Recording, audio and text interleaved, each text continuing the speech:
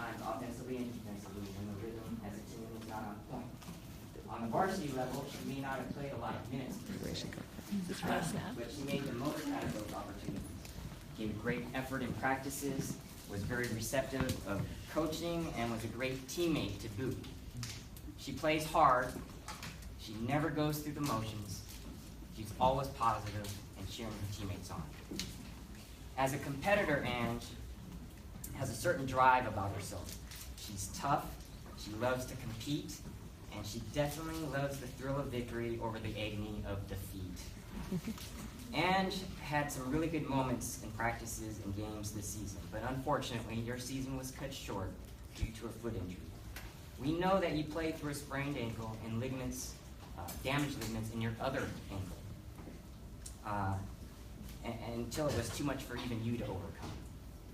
Competitors like you, Ange, often have a tendency to play through injury or will themselves to overcome any pain to keep themselves in the game. It's a great trait to have. It's also a not so good trait to have unless you have good counsel around you to keep you from playing with injury. That's a shout out to your mom and your dad. In the midst of Angela's physical injury this season, I would bet that it rendered a perspective that will further help Ange appreciate her love for the game mentality.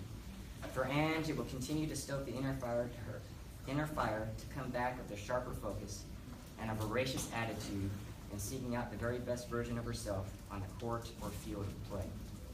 One thing that I love about you, Ange, is your zest and your spirit for being the best version of yourself for your team. While she is trying to get the job done, she is also rooting for and pumping up her teammates at the same time. That is an intangible many overlook nor fully appreciate. It is a sign of leadership, and I love that about you, Ange. Not only can you see Ange working hard at her craft, but you can hear her pumping up her teammates. That is a positive in our eyes as a player and much appreciated as coaches. Student athletes who possess that voice become greater extensions of their staff on the court or field of play. From day one, I have made it a point for you to be vocal, to use your voice in a positive way, because in hoops, a loud voice are the eyes of what you cannot see. Basketball is a lot about communication, and especially on the defensive end. Ange does it the right way and will only continue to get better at it.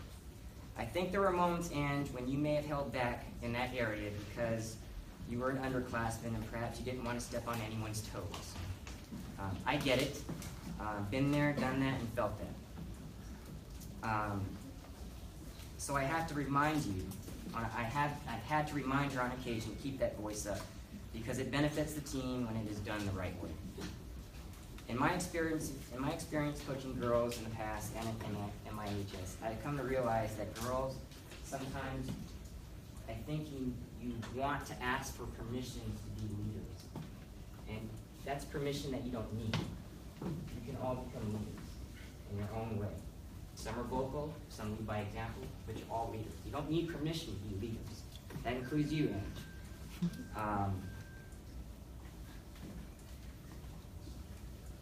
So yeah, I just wanted to say thank you for what you put in, what you sacrificed, fighting through injury, and just being a great teammate.